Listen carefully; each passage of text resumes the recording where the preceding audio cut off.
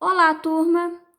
Na V1 de Ciências do quarto bimestre, eu vou cobrar o conteúdo de máquinas térmicas, que está nas páginas 253, 254 e 255, e o conteúdo de ciclos naturais e combustíveis, que está nas páginas 259 e 260.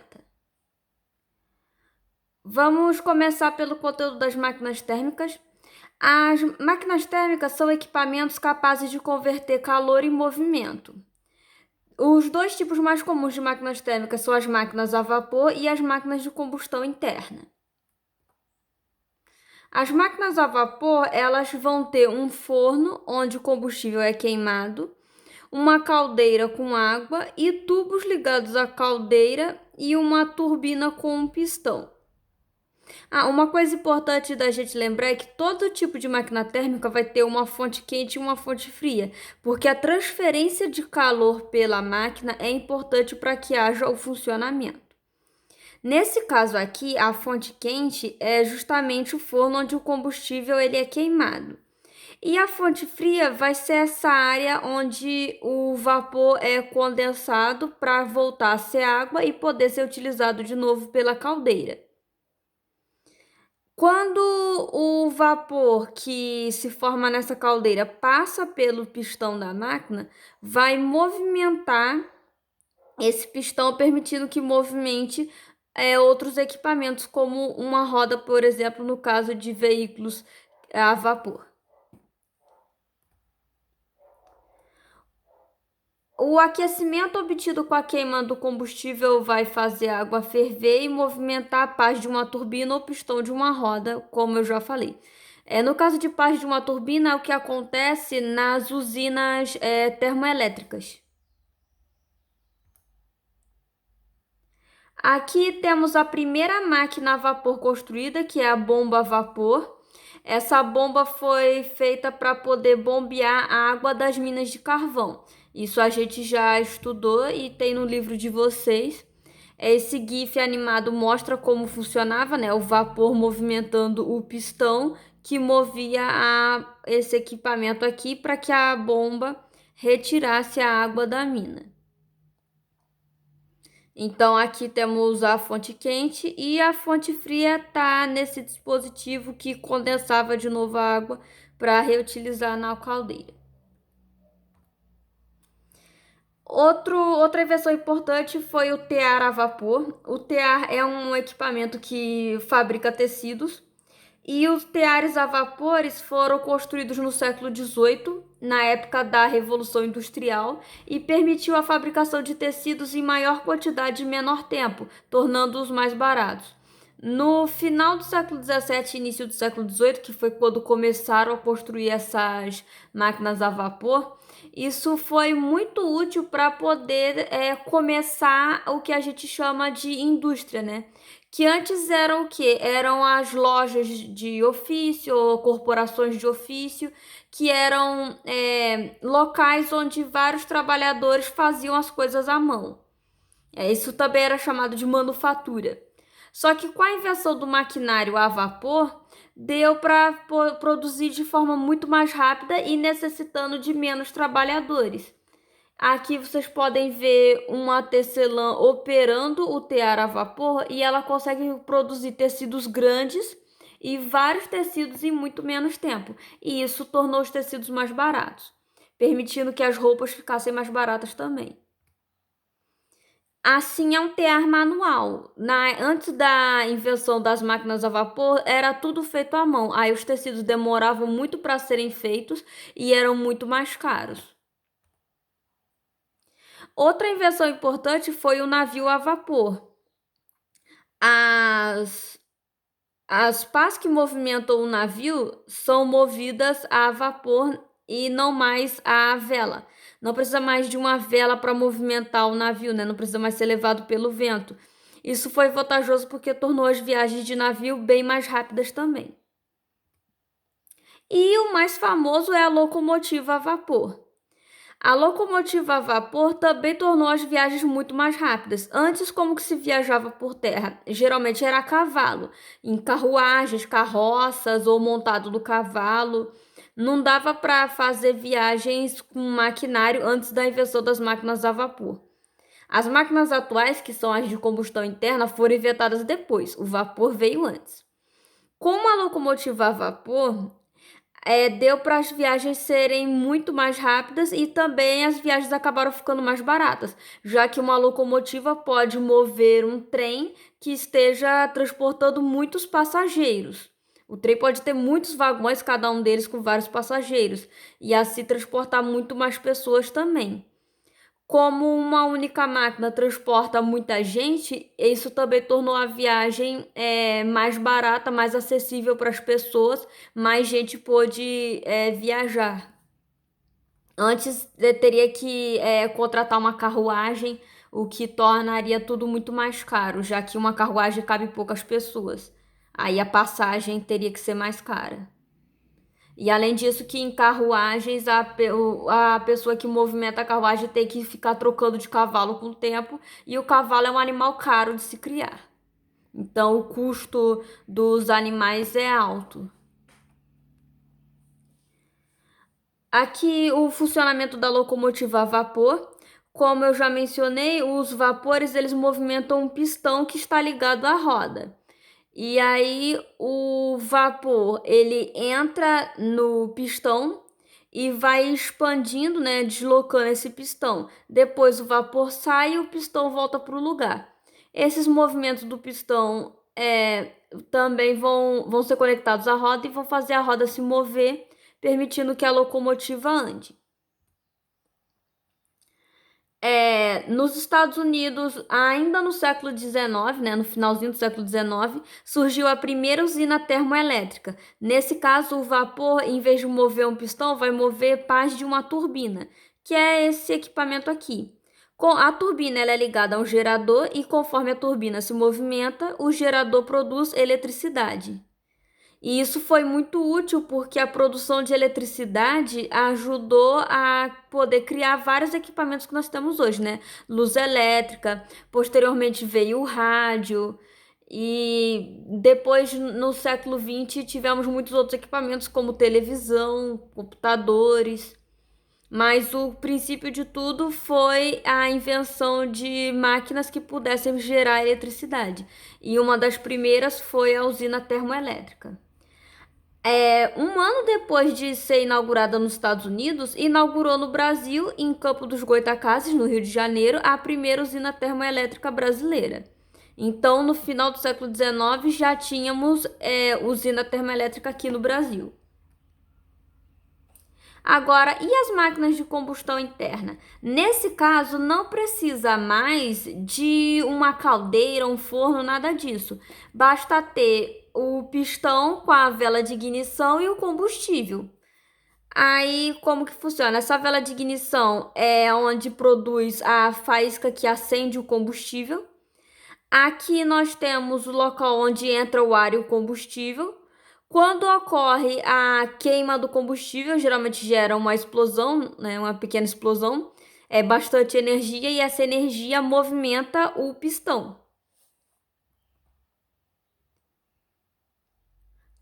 Aqui temos uma explicação breve, né, de como funcionam as máquinas de combustão interna.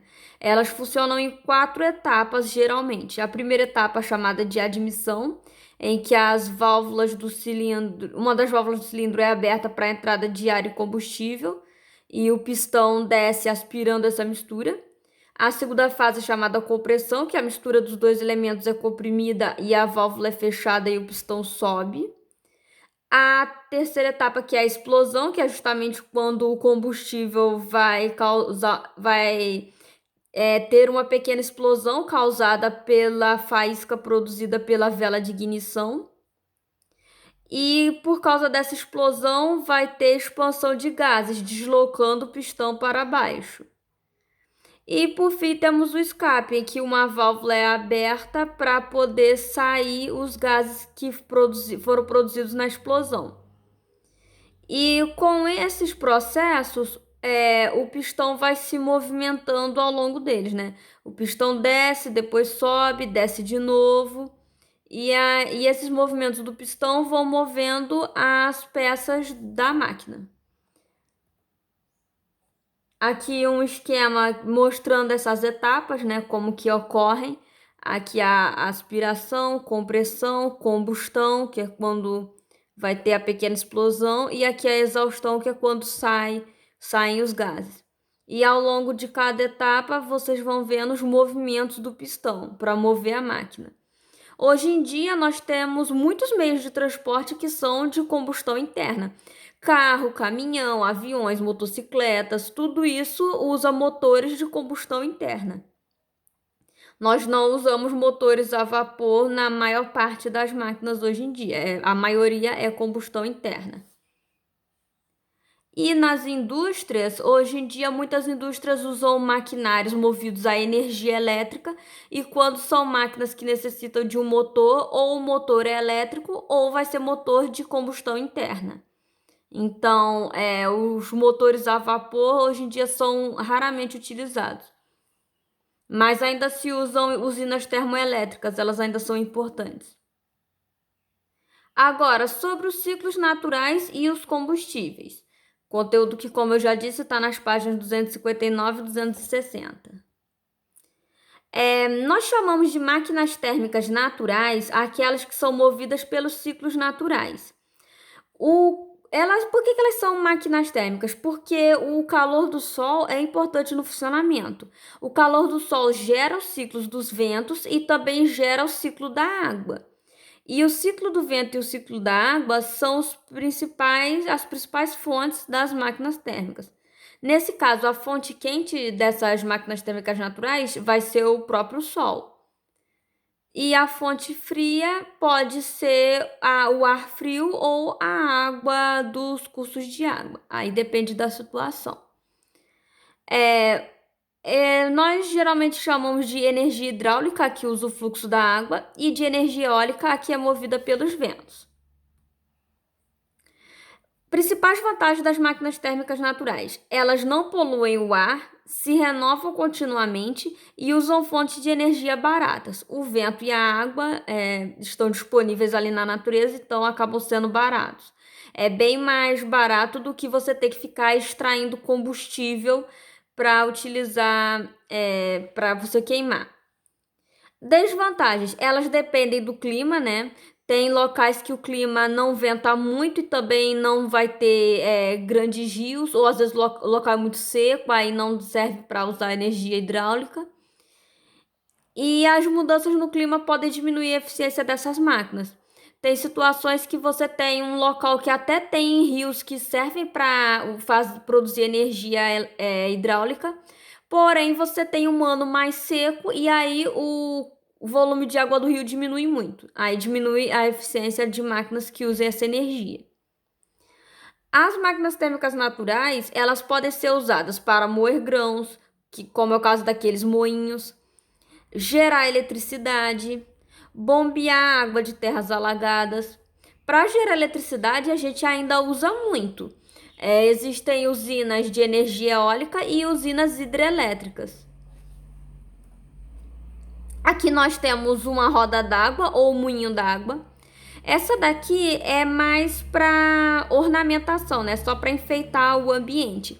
Mas elas eram muito utilizadas para moer grãos mesmo, antes da invenção das máquinas industriais para produzir farinha na indústria. Hoje em dia são raras as pessoas que realmente utilizam os moinhos com a sua função original, porque hoje em dia tem grandes fábricas com maquinários elétricos para poder moer os grãos. O funcionamento da roda d'água: conforme a água caía pelas pás da roda, ela vai girando e movimentando essas estruturas que vão fazendo o ato de moer o grão. Aqui um outro exemplo de moinho de água.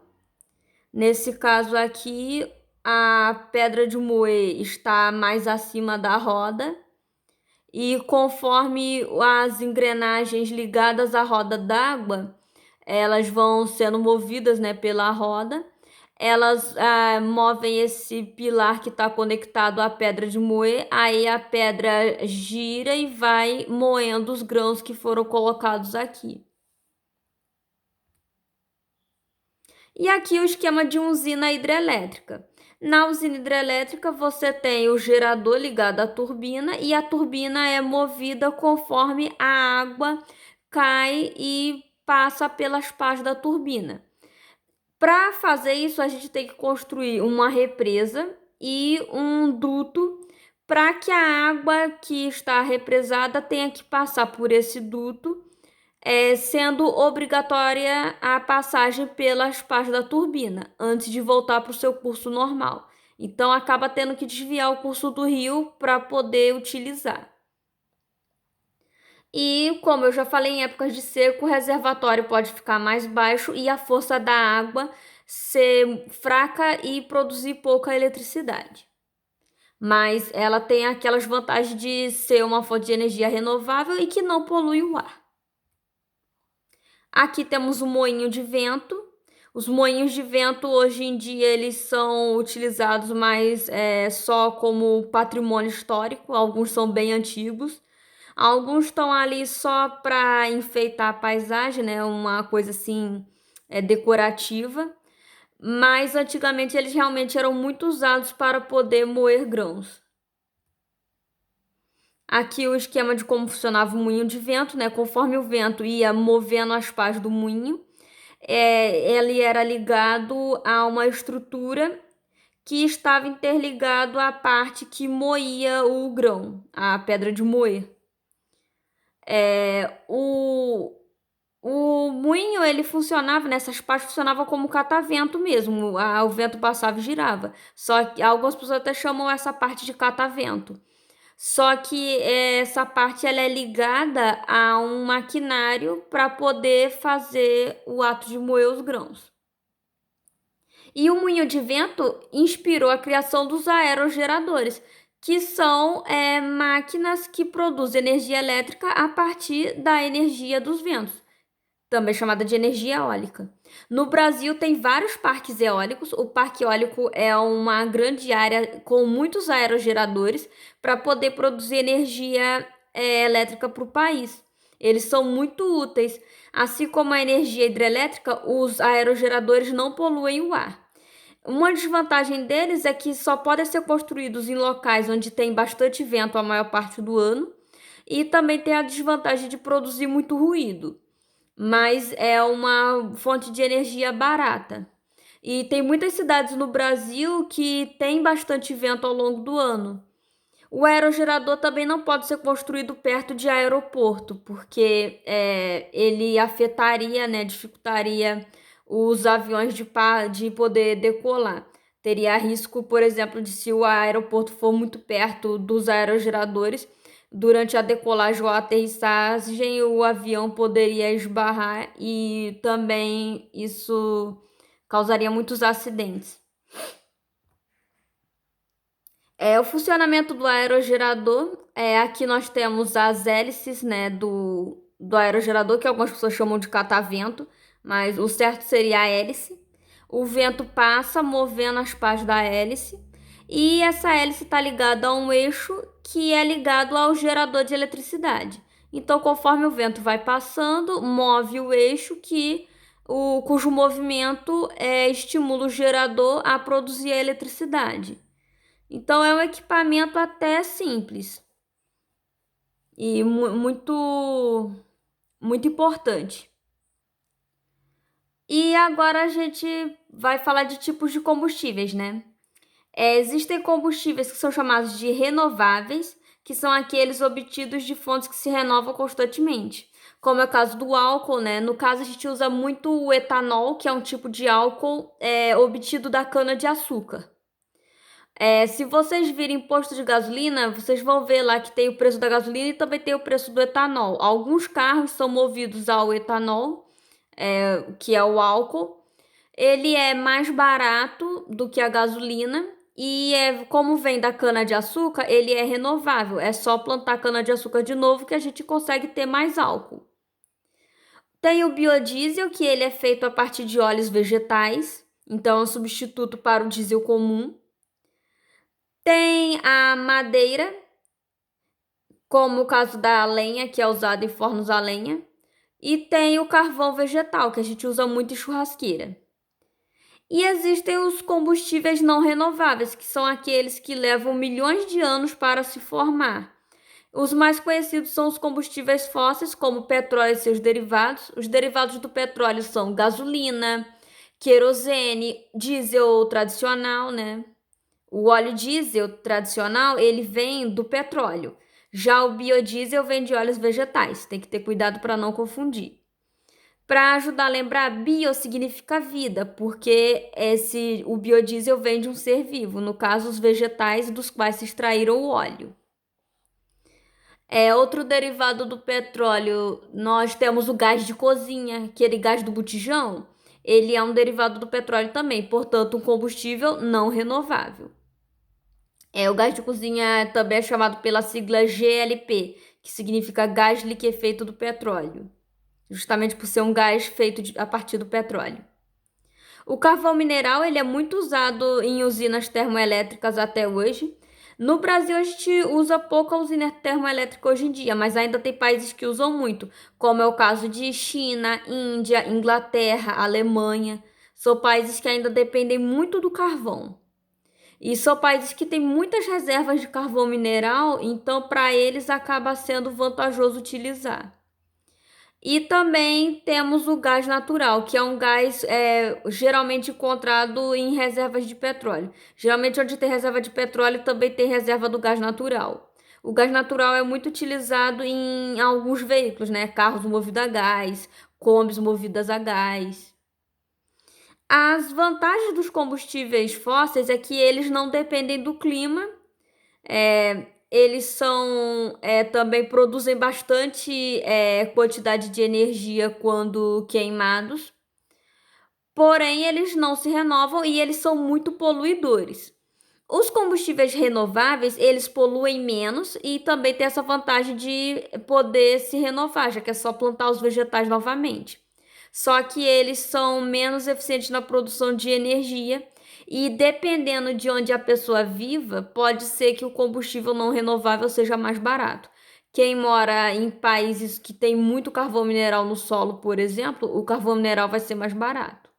Aqui no Brasil, a gente consegue plantar muitos vegetais com facilidade, principalmente a cana. Então, aqui acaba que geralmente os combustíveis renováveis são mais baratos. Tanto que frequentemente o álcool é mais barato do que a gasolina nos postos. Mas vai ter países em que a situação vai ser diferente. Tem países que a gasolina acaba sendo mais barata, geralmente nos países que são os maiores produtores de petróleo. Outro problema é que o petróleo ele pode acabar tendo acidentes que tenham vazamento de petróleo no mar. O petróleo geralmente ele é extraído do subsolo do mar e pode ter vazamentos. E esse petróleo que cai no mar, ele contamina o ambiente, torna aquela água imprópria para o banho, mata seres vivos e a área também se torna imprópria para a pesca. E isso é ruim tanto para os outros animais como para os seres humanos. Uma área que teve derramamento de petróleo se torna imprópria para a pesca e para a natação durante muitos anos. Demora muito tempo para descontaminar. Além disso, a queima dos combustíveis derivados do petróleo geralmente produz muita poluição no ar, assim como a queima do carvão mineral também produz muita poluição no ar. E aqui umas dicas para vocês estudarem para avaliação. Eu recomendo que vocês tentem refazer os exercícios que eu passei na aula, para ver se vocês estão tendo facilidade em aprender e reassistir esse vídeo depois de fazer o exercício. Porque quando você faz o exercício, você consegue ver em que questões você está tendo mais dificuldade e o que você já aprendeu com mais facilidade. E aí, se você vê que teve mais dificuldade em alguma coisa, você pode reassistir aquela parte do vídeo. Espero que todos vocês se saiam bem na avaliação e bons estudos.